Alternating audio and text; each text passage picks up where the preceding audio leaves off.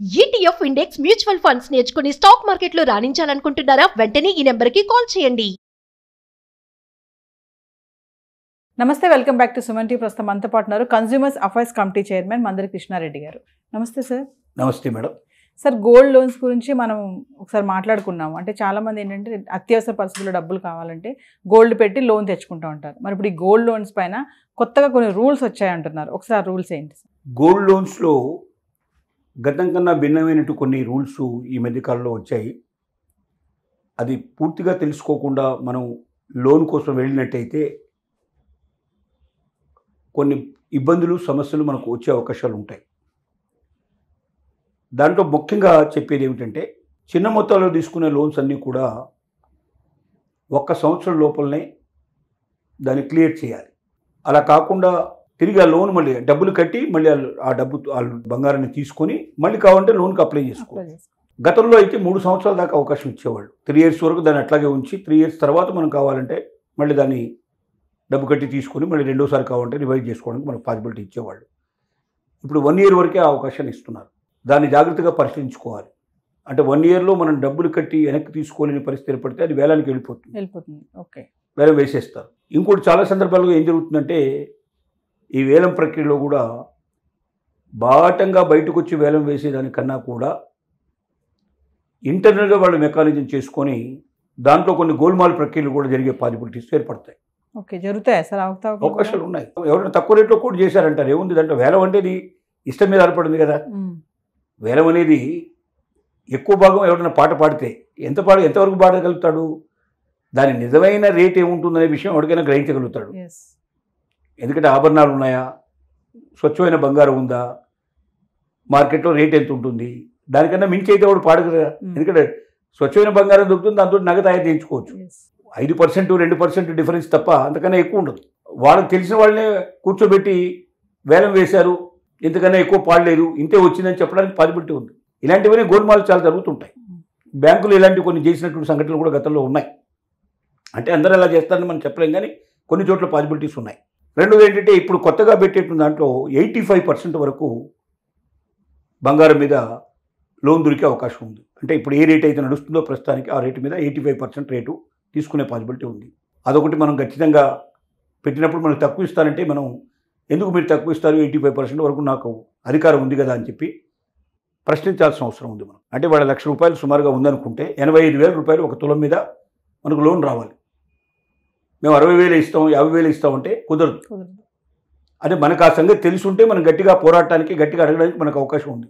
లేదా వాళ్ళు ఏమి ఇస్తే అది మనం తీసుకుంటుకోవడానికి మనకు ప్రయత్నం చేస్తాం మనం.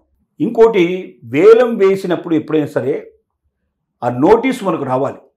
కొద్ది రోజుల ముందరగానే, సహజంగా అయితే 15 days నోటీస్ ఉంటుంది.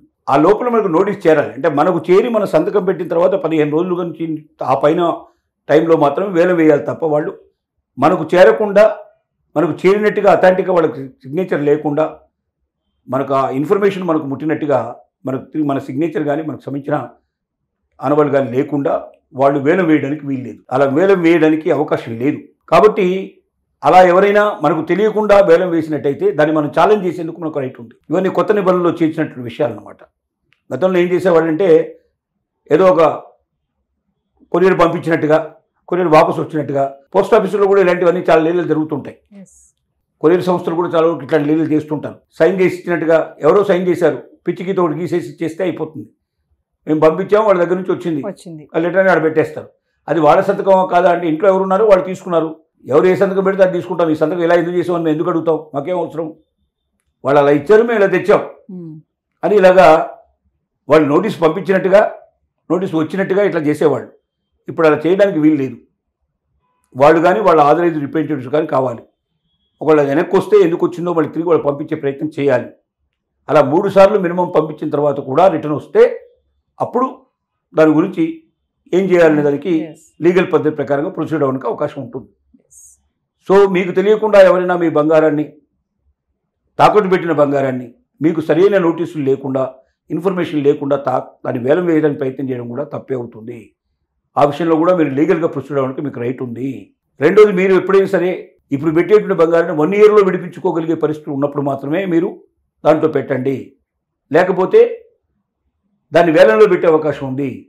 వేలంలో పెట్టిన తర్వాత ఇవాళ తులానికి మార్కెట్లో ఇంత ఉంది కదా, నేను 85%కే పెట్టాను కదా, ఇంకా 15% ఉంది కదా, వడ్డీ తీసుకొని తీసేసినా కూడా ఇంకా నాకు 10% ఎక్కువ రావాలి కదా, నేను 100 తులాస్ మీ దగ్గర పెట్టాను, 10 తులాలు, ఒక తులం 10 గ్రాములు, ఒక 100 గ్రాములు పెట్టాను అంటే 100 గ్రాముల మీద నాకు ఎంత రావాలి? నాకు ఇప్పుడు ఇచ్చింది 85 చొప్పున 85,000 ఇంటూ 10 వేసుకుని 8,50,000 నాకు ఇచ్చాను. నాకు లెక్క ప్రకారంగా 10 లక్షల వాల్యూ పెట్టాను. వేలం వేసే రోజున అది 11 లక్షలు 12 లక్షలు ఉండి ఉంటుంది. అంటే ఈ 3 లక్షలు 4 లక్షలు నాకు రావాలి.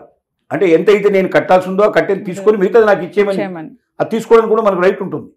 వేలం వేసిన తర్వాత అంతకుముందు ఎంతైతే ఉందో మనం కట్టాల్సింది పోయిన తర్వాత మిగతా డబ్బులు మనకి ఇవ్వాలి. లెక్క ప్రకారం ఖర్చులు తీసేసి ఇస్తారు. అది కానీ చాలా సందర్భాల్లో మనకు ₹1 రాదు. ఎందుకంటే మాకు తక్కువ వేలలో పోయింది లేదా ఎక్కువ ఎక్స్పెండిచర్ అయిందని రకరకాల లెక్కలు చెప్పి మనల్ని తీసేసే ప్రయత్నం చేస్తారు.